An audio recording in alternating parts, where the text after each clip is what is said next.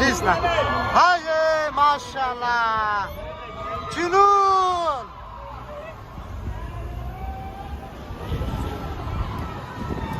माशाल्लाह। है कि जैसे ही वो स्टेज पर तशरीफ लाएं तो आपने भरपूर तालियों में इनका इस्तकबाल करना है। बस साइड पे रिसीव करें, सारियों सबको नहीं ऊपर आने देना। जी खातिनो हजरात, आज की इस तकरीब के मेहमान खुसूसी कायदे इनकलाब चेयरमैन पाकिस्तान तहरीक इंसाफ साबिक वजीर आजम जनाब इमरान खान हमारे दरमियान।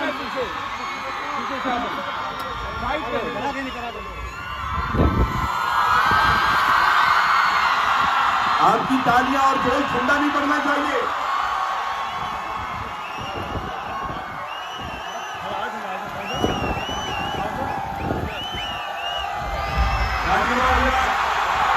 आपके दिलों का वजीर आजम इमरान खान हमारे दरमियान मौजूद है।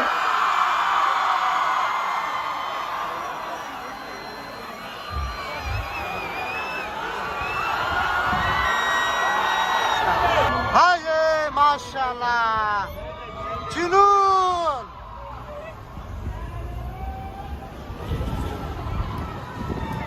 माशाल्लाह। जैसे ही वो स्टेज पर तशरीफ लाएं तो आपने भरपूर तालियों में इनका इस्तकबाल करना है। बस साइड पे रिसीव करें, सारियों सबको नहीं ऊपर आने देना। जी खातिनो हजरात, आज की इस तकरीब के मेहमान खुसूसी कायदे इनकलाब चेयरमैन पाकिस्तान तहरीक इंसाफ साबिक वजीर आजम जनाब इमरान खान हमारे दरमियान।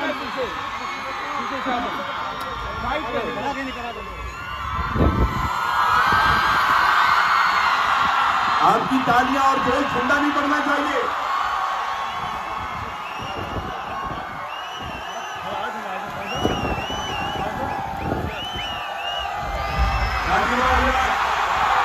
आपके दिलों का वजीर आजम इमरान खान हमारे दरमियान मौजूद है।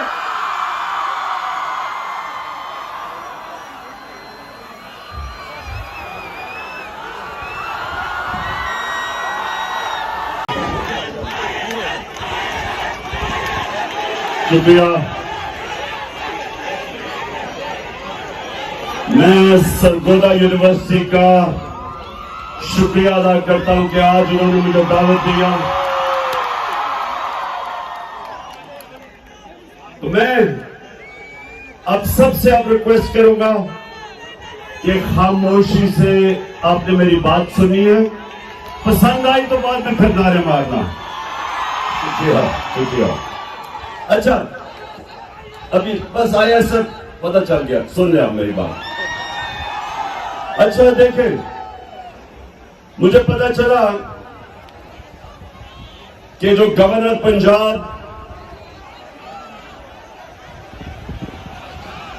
सुन ले, आराम से सुन ले, आज आपने मेरी बात, पता नहीं कब मौका मिलेगा फिर से आपसे बात करने का।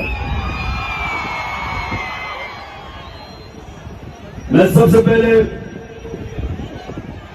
गवर्नर पंजाब जो चांसलर है सरगोदा यूनिवर्सिटी का, गवर्नर साहब जरा मैं आपसे मुखातिब हूं, आप सबके सामने सरगोदा यूनिवर्सिटी के स्टूडेंट्स के सामने मैं गवर्नर पंजाब से मुखातिब हूं। मैं सबसे पहला सवाल गवर्नर साहब कि ये आपको किसने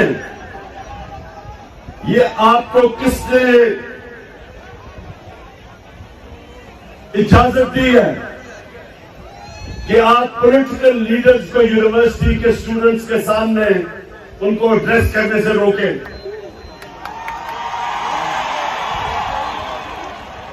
मैं ऑक्सफोर्ड यूनिवर्सिटी 3 साल था। ऑक्सफोर्ड यूनिवर्सिटी के लिए बड़े बड़े सिर्फ बरतानिया के पॉलिटिशियंस नहीं, इंटरनेशनल पॉलिटिशियंस इनवाइट करते थे, अभी भी करते हैं, और वो स्टूडेंट्स को एड्रेस करते थे। मुझे जब से मैंने यूनिवर्सिटी छोड़ी 3 दफा ऑक्सफोर्ड यूनिवर्सिटी ने मुझे इनवाइट किया है, बल्कि अभी फिर इनवाइट किया है कि मैं यूनिवर्सिटी के सामने आकर एड्रेस करूं। तो मैं ये इस गवर्नर से पूछता हूं कि ये यूनिवर्सिटीज नर्सरीज होती हैं फ्यूचर लीडर्स के लिए। जो मुल्क के लीडर्स होते हैं वो आप जैसे नौजवान जो यूनिवर्सिटी एजुकेशन लेते हैं, आप फ्यूचर लीडर्स होते हैं। तो अगर आपके सामने पॉलिटिकल लीडर्स ना आके एड्रेस करें तो आपकी पॉलिटिकल तरबियत कैसे होगी? कैसे आपको पता चलेगा? आप अपना नजरिया कैसे बनाएंगे? कैसे आपको पता चलेगा कि लीडरशिप क्या होती है? क्योंकि आपने इंशाअल्लाह इस मुल्क के फ्यूचर लीडरशिप मेरे सामने बैठी हुई है। सो गवर्नर, खुदा के वास्ते इन चोरों की बातें ना सुनो जो ऊपर बैठे हुए हैं। इमरान खान को यह कौम 50 साल से जानती है और मैं अपने फ्यूचर लीडर्स के सामने अगर आके बात करूंगा तो मुल्क की बेहतरी की बात करूंगा, इनकी बेहतरी की, इनकी तरबियत की बात करूंगा। और आपकी एक तो ये जब भी ये सारा जो चोरों का टोला ऊपर आके बैठ गया है, जब ये मेरा नाम सुनते हैं तो इनकी कांपें टांगनी शुरू हो जाती है।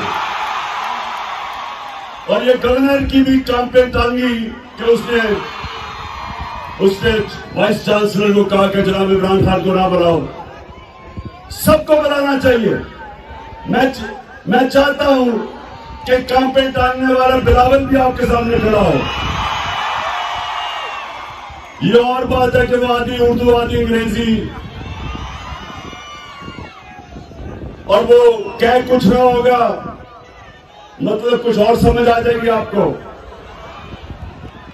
वो कई दफा उसको यही नहीं पता चलता कि वो करता है या करती है। और दूसरी तरफ अगर शहबाज शरीफ आया तो मैं आपको यकीन दिलाता हूं कि वो आपसे पैसे मांगने शुरू कर देगा।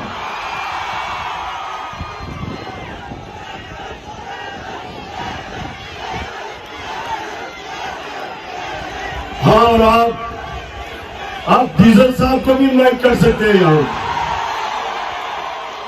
सबको आना चाहिए। डीजल बस सुनो ना, मैं ये कह रहा हूं कि यूनिवर्सिटीज के अंदर सारे पॉलिटिकल लीडर्स को आके मौका मिलना चाहिए, अपना मौकफ रखे, क्योंकि आपकी ट्रेनिंग हो रही है। और इसलिए क्यों यूनिवर्सिटीज में मुल्क की फ्यूचर लीडरशिप यहां से जन्म लेती है। और दूसरी चीज, अच्छा जरा अपने देखें, आराम से आज आपने मेरी बात सुनी है, क्योंकि मुझे आपका जज्बा और जुनून में नोटिस कर रहा हूं, माशाल्लाह उबल रहा है। अच्छा अब सुनना, देखें सरगोदा यूनिवर्सिटी के स्टूडेंट्स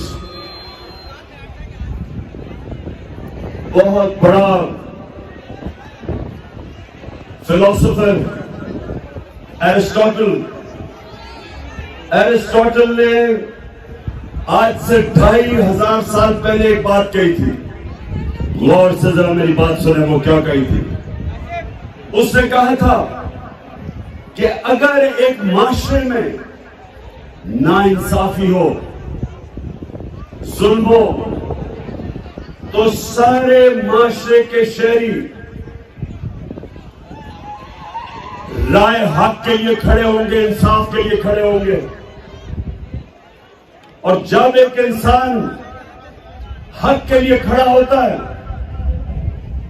तो वो पैगंबरों का काम करता है। सारे अल्लाह के जो पैगंबर थे सब राय हक और इंसाफ के लिए खड़े हुए थे। हजरत मूसा थे, वो फिरौन के जुल्म के खिलाफ खड़े हुए थे। हजरत इब्राहिम नमरूद के खिलाफ खड़े हुए थे। हजरत ईसा रोमन इंपीरियलिज्म और जो यहूदी एलीट थी उसके खिलाफ खड़े हुए थे, सब इंसाफ के लिए खड़े हुए थे। तो दो किस्म के पॉलिटिशियन हैं। एक पॉलिटिशियन है जिसको दुनिया हकारत से देखती है, अवाम का नाम लेके इक्तदार में आता है और उसी अवाम को लूटना शुरू कर देता है, झूठ बोलता है अवाम से। इनको लोग हकारत से देखते हैं। और दूसरा पॉलिटिशियन कायदे आजम मोहम्मद अली जिन्ना। कायदे आजम एक बड़ी ख्वाब इंसाफ के लिए, मुसलमानों के हुकूक के लिए निकले थे कि हिंदुस्तान में हमें हुकूक भी मिलेंगे, इसलिए वो निकले थे। 40 साल स्ट्रगल थी, इसलिए आज हम सब कायदे आजम की इज्जत करते हैं कि उन्होंने अपने लिए सियासत नहीं की थी, हमारे लिए की थी। नेल्सन मंडेला, साउथ अफ्रीका में कोई सोच भी नहीं सकता था कि कभी भी खून के बगैर जो अफ्रीकन से उनको आजादी मिलेगी, क्योंकि गोरों ने उनके ऊपर कब्जा किया हुआ था। अपार्थाइड रिजीम थी, गोरे ऊपर बैठे थे, नीचे गुलाम थे। तो नेल्सन मंडेला 27 साल उससे स्ट्रगल की, 27 साल जेल में गुजारे, लेकिन अपने मौकफ से पीछे नहीं हटा। और जब तक साउथ अफ्रीका रहेगा, चाहे वो गोरा हो या काला हो, सब नेल्सन मंडेला की इज्जत करेंगे, क्योंकि उसने अपनी जात के लिए पॉलिटिक्स नहीं की। और हमारे नबी सल्लल्लाहु अलैहि वसल्लम, हम क्यों उनसे इतना प्यार करते हैं, हम क्यों इश्क करते हैं उनसे? क्योंकि उन्होंने हमें हकूक दिलवाए, उन्होंने हमें इंसान बनाया, उन्होंने मदीना में अदल और इंसाफ का निजाम लेके आए, इंसानों को आजाद कर दिया। उन्होंने मेरिट लेके आए, उन्होंने तालीम का बताया कि जब तुम इल्म हासिल करते हो तो ये इबादत भी शामिल हो जाता है। उन्होंने वो लोग जिनकी कोई हैसियत नहीं थी, दुनिया की इमामत की उन्होंने। वो अरब जिनकी हैसियत नहीं थी, 2 सुपर पावर से मशरिक और मगरब में, ये दुनिया की तारीख का सबसे बड़ा इनकलाब था कि उन्होंने उनको उठा के लीडर्स बना दिया। हर सहाबी लीडर बन गया। तो मेरे जो आज जो नौजवान में आप सब मेरे सामने हैं, ये समझें कि हमारा मुल्क अब 2 तरफ है, फैसला कुन मोड़ के ऊपर खड़ा है। अगर इस वक्त जो मैं अपनी सारी कौम को कहता हूं कि आप आज हक और सच और इंसाफ के लिए नहीं खड़े होंगे, तो याद रखें, जब आप जुल्म का मुकाबला नहीं करते और जुल्म के बुत के सामने झुक जाते हैं, वो माशरा तबाह हो जाता है। हजरत अली का कौल है कि कुफर का निजाम चल जाएगा, लेकिन जुल्म और नाइंसाफी का निजाम नहीं चल सकता।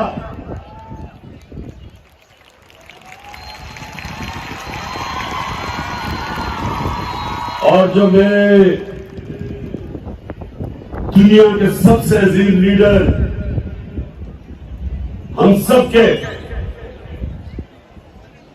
दिलों का जो राज करते हैं, नबी सल्लल्लाहु अलैहि वसल्लम, 1500 साल पहले उन्होंने जो कहा था, मैं सब चाहता हूं ये बार बार मेरी बात याद रखना कि जो उन्होंने कहा था, उनकी जो हदीस है कि तुम्हारे से पहले बड़ी कौमें तबाह हुई,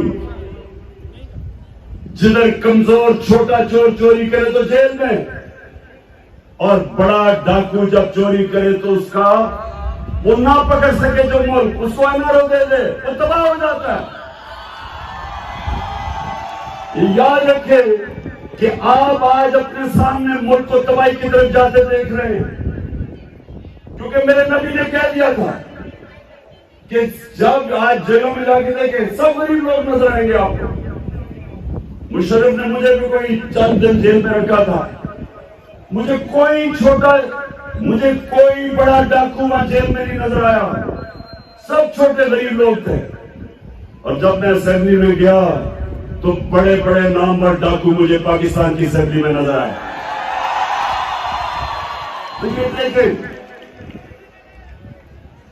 देखिए,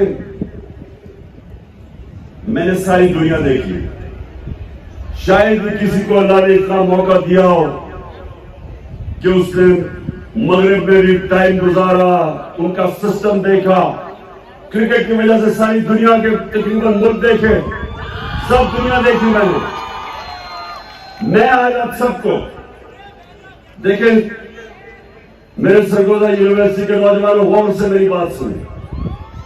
सारी दुनिया में जो मुल्क खुशहाल है, जितने भी मुल्क खुशहाल हैं, सारे मुल्क जो खुशहाल हैं वह इंसाफ का निजाम है, वह रूल ऑफ लॉ है, वह कानून की हुक्मरानी है। और जितने मुल्क गरीब हैं, वसाइल के बावजूद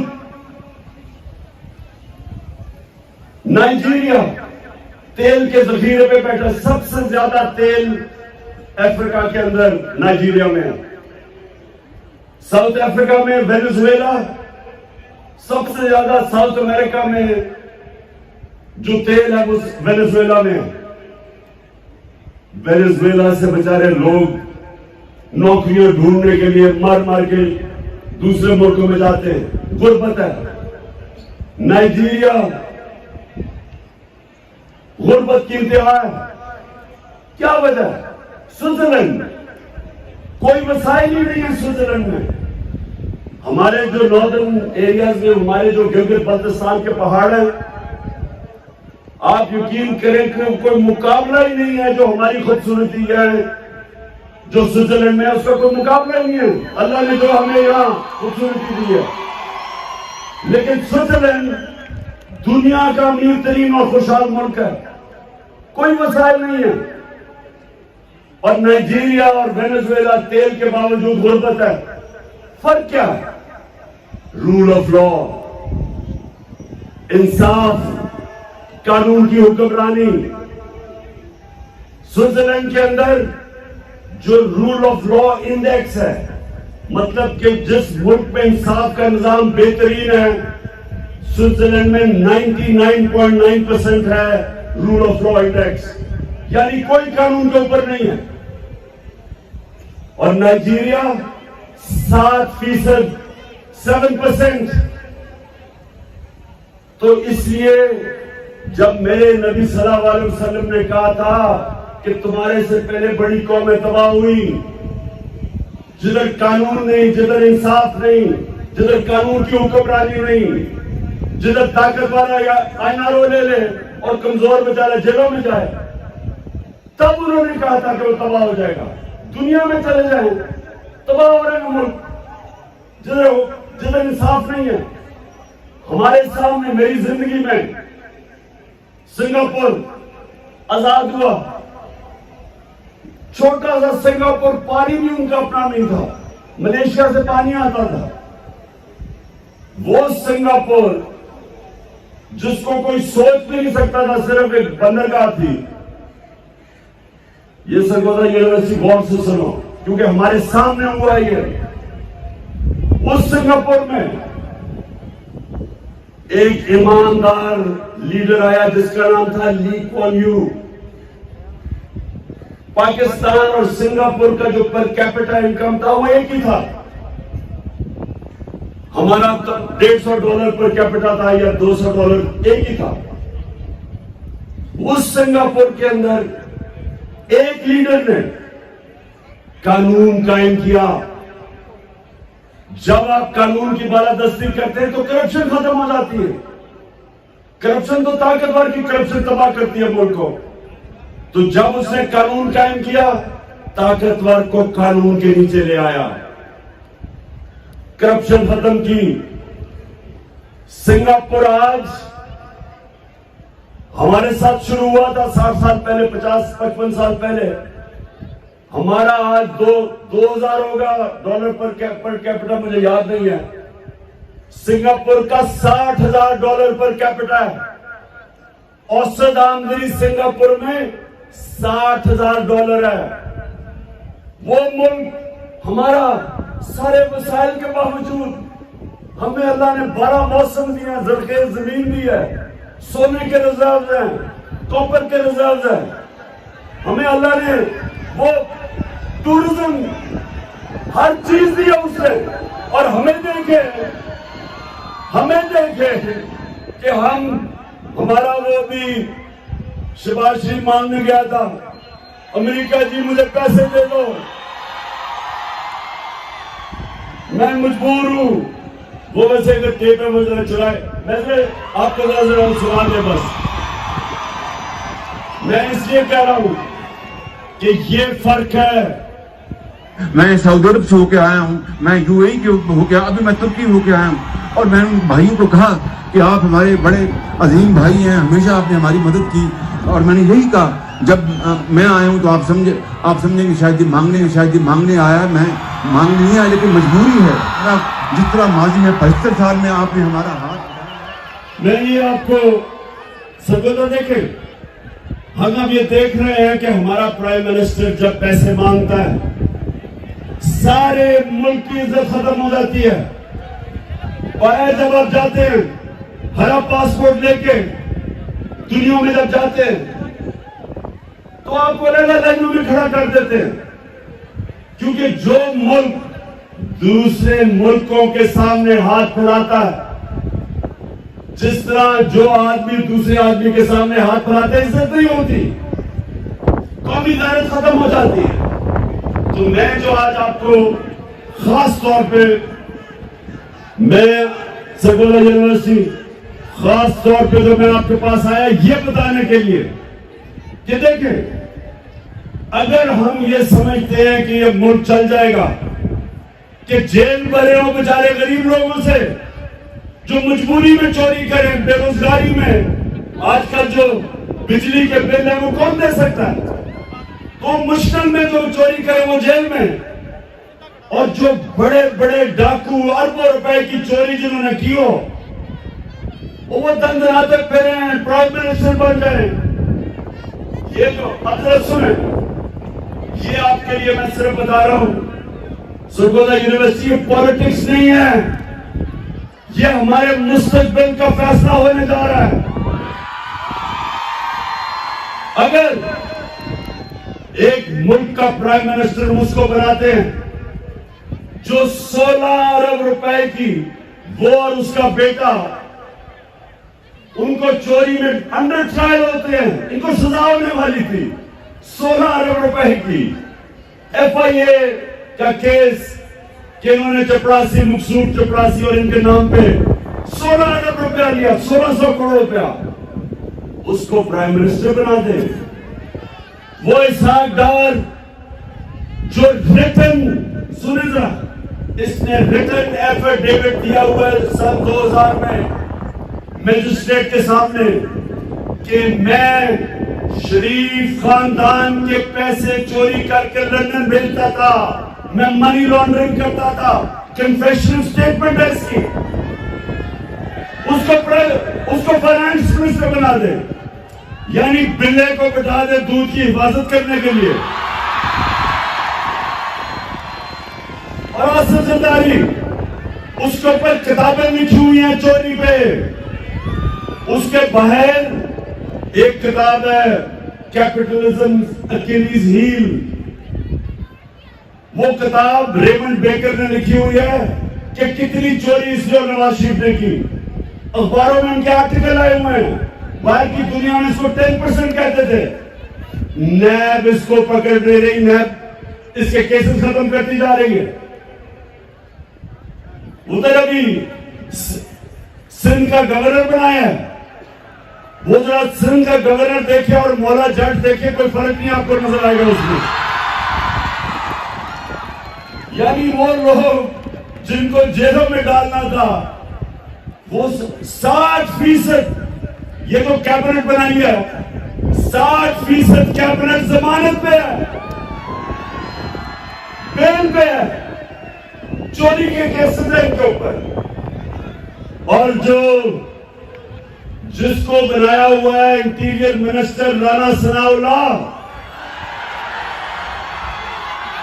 इसका अपना नून लीग का वजीर आबिद शेर अली का बाप कहता है इसने 18 कत्ल किए। तो उस मुल्क जिसके ऊपर इन तरह के चोरों को बैठा दो तो ये सियासत नहीं है, अब ये जहाद है, इन चोरों के खिलाफ जहाद है।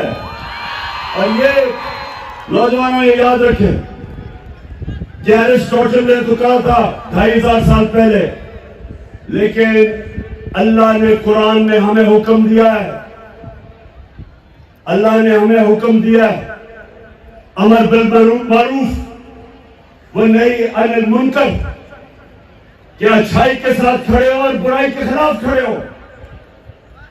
हुक्म है अल्लाह का कि जब आप देखते हैं कि माशरे में बुराई है तो आप सबके ऊपर फर्ज है कि आप बुराई के खिलाफ खड़े हो और अच्छाई के साथ खड़े हो। अल्लाह ने आपको इजाजत नहीं दी न्यूट्रल होने की, या जब आप देखते हैं, ये सुन ले मेरी बात, कौमें माशी तबाही कभी पहले नहीं आती। पहले एक कौम इखलाकी तौर पे मरती है, फिर माशी तौर पे मरती है। मौलाना रूमी से किसी ने पूछा कि मौलाना साहब एक कौम कैसे मरती है? मौलाना रूमी ने कहा कि वो कौम जब अच्छे और बुरे के बीच में तमीज करनी खत्म करती है मर जाती है। इखलाकी तौर पे जब कौम मरती है तब कौम खत्म होती है। जर्मनी और जापान दूसरी जंग अजीम में तबाह हो गए थे। एक बिल्डिंग नहीं खड़ी थी उधर, जापान के ऊपर 2 एटम बम गिरे थे, 10-10 साल में खड़े हो गए।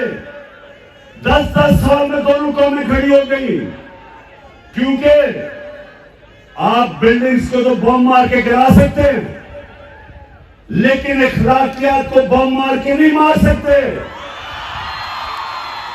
इसलिए अल्लाह का हुक्म है अमर बिल मारूफ, और दूसरा उसने जहाद हमारे पे फर्ज किया है। अल्लाह ने कहा है कि नाइंसाफी के सामने खड़े हो, जुल्म का मुकाबला करो, ये उसका हुक्म है। तो जो मैं आज सारी अपनी कौम को तैयार कर रहा हूं, इंशाअल्लाह चंद दिनों में मैं अपनी मार्च अनाउंस करने लगा हूं।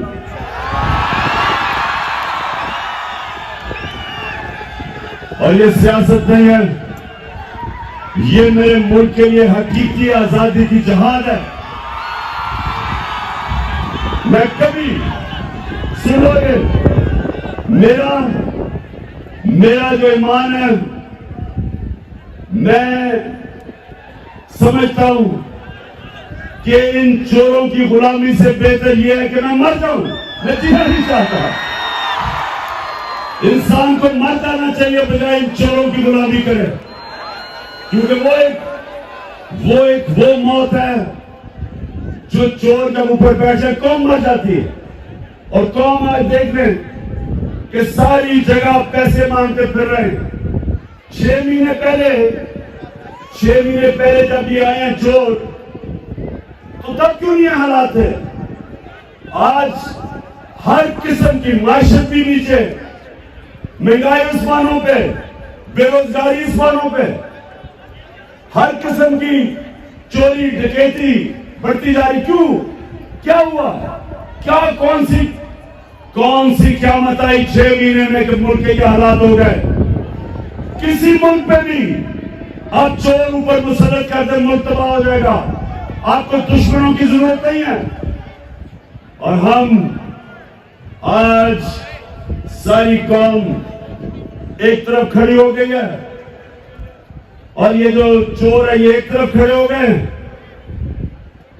कौम इधर है, चोर इधर है। जब इलेक्शन होती है हम हार जाते हैं, अपने अंपायर खड़े करके भी हार जाते हैं। और मेरा ये चैलेंज है, मेरा सरगोदा यूनिवर्सिटी आखिरी 2 बातें करने लगा हूं आपसे। लेकिन अब आखिरी 2 बातें। एक आप सब ने मेरे से वादा करना है अभी बात करते थे। आपने सबने हाथ उठा के 1 मिनट से वादा करना है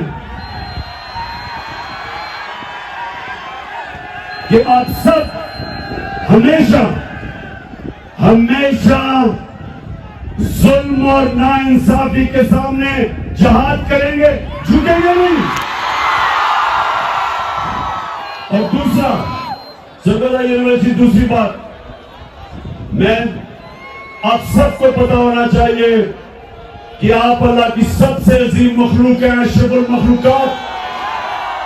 अल्लाह ने हम सब के अंदर सलाहियत दी है, अल्लाह ने हमें सब में सलाहियत दी है कि हम जो चाहें हम बन सकते हैं।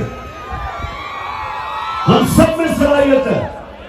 ये याद रखना कि इंसान हर काम कर सकता है, सिर्फ एक शर्त है कि जब वो किसी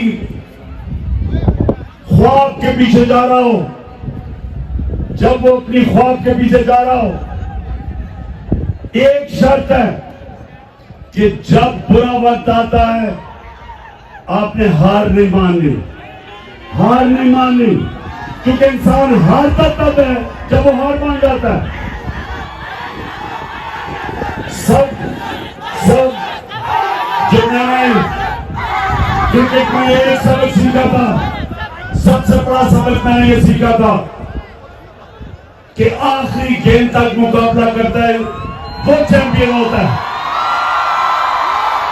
तो आपके सामने वो आदमी खड़ा है जिसको कभी हार हरा नहीं सकती।